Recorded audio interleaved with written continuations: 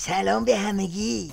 آقا تو بحبوح بزبیاری های منطقه‌ای و داخلی و بین المللی عظمای گردن شکسته جنتی هافافو رو فرستاد تو جمعه بازار تا با تته پته های همیشگیش یه هارت و پورتی بکنه و یه چنگ و دندونی به رقیب نشون بده. قبل از هر حرفی هم از اقتصاد مقاومتی شروع کرد و با عمامه رفت تو شکم باند کوسه. باید اقدام عمل باشه. یعنی مفهومش اینه که تا حالا اقدام عمل نبوده، حرف بوده رو زبان رو کاغذ، ولی اقدام عمل میخواد. اقدام عمل به جز روحیه انقلابی هیچ فایده نداره، امکانش نیست. زکی ما نفهمیدیم تو داری از عظما تعریف میکنی یا داری بهش سیخ و سنبه میزنی؟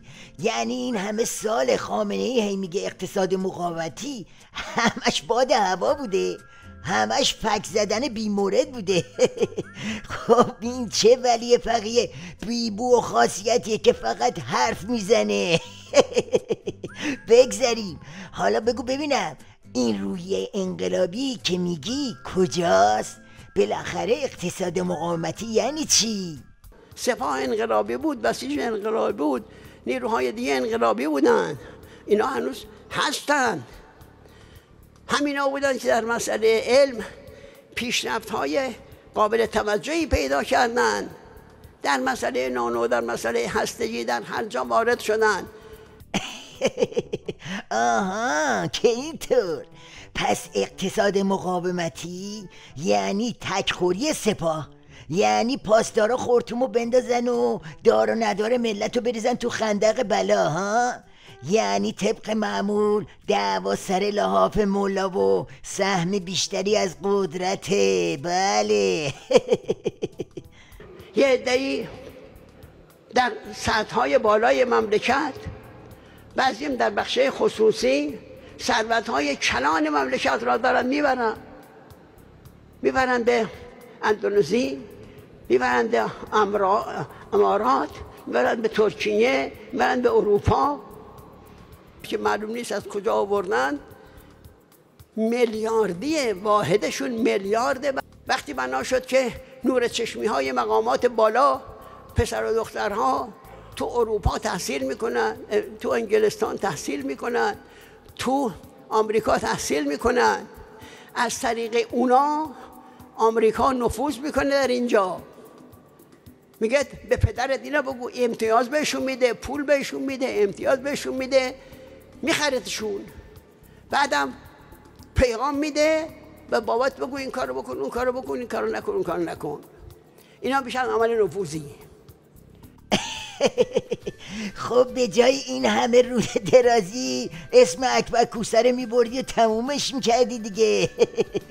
بعد ببین تو که سر بحث آقازاده ها رو باز میکنی، حواست باشه یه وقت پای مجتبی خامنه و باقی توله های دلواپسا هم به معرکه باز نشه ها، چون وقتی پای بگم بیاد وسط، اون وقتی که ویلا اینا که تمومی نداره. ببین حالا از وضعیت خود خامنه بگو ببینی.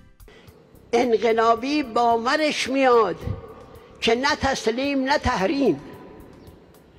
راه سوم اقتصاد مقاومتی. اینا دارن میگن بابا یا تسلیم بشید یا تحریمتون میکنیم. ما باید در مقابل این بیستیم. رفتی رو همون دورایی خفنی که خامنه توش گیر کرده. آره بدبخت فلک زده نمیدونه کدوم طرف بپیچه، واسه همین هی داره الا کلنگ سواری میکنه و به در و دیوار میزنه. جای این حرفا بگو آخرش چی کار میخواد بکنه؟ امام آقا فرمودن که خبرگان باید انقلابی باشه. یعنی حالا اونو که در این مسائل کلی مملکت وارد نیستن که اونا یه راه خودشون میدن در باره رهبری، ولی فرمودن باید انقلابی باشه. یعنی انقلابی تصمیم بگیره، انقلابی مسبب داشته باشه، انقلابی در آینده اتفاقی تصمیم بگیره، انقلابی. هیچی دیگه، خودت خبر حلوا پزون خامنه رو هم دادی. این همه سال اسرائیل رو سردوندی، حالا که به عظما رسید میگی در آینده اتفاقی بیفتد. یعنی برای خودت کیسه دوختی که تا اون موقع باشی ها؟ خب بقیهش فرمودن حوزه علمیه انقلابی باید باشه، یعنی یه استاد حوزه علمیه، یه عده شاگرد، یه عده طلبه نمیتونن دلشون خوش باشه که بله ما میریم درس میخونیم، فقه میخونیم، اصول میخونیم، بعدم 4 تا کلمه دیگه از این طرف و اون طرف ضمیمش میکنیم، بعدم میشیم مجتهد، بعدم میشیم استاد، بعدم میشیم مرجع. همین بس تنها. این چه روحیه انقلابی نیست که. ببین چه خبره، وقتی تو حوزه چنین بلبشویه دیگه شما فکر بقیه جاهاشو بکنی. آقا معلومه که دشمنای نظام تا حوزه هم نفوذ کردن. یعنی که فاتح نظام آخوندی خونده است، یعنی که بانکشو زدن. نظرت چیه جنتی؟ من اینقدر مقصریم که من واقعا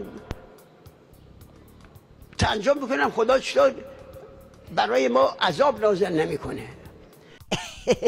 صبر داشته باش، عذابم نازل میشه، نزدیکه. انفجار انبار باروتو یادت نره، خدا جای حق نشسته. ملت اونچنان دماری از روزگارتون در میارن که بیشتر از اینا تعجب کنی. دوستان زد زیاد، فردا شب همدیگه رو میبینیم.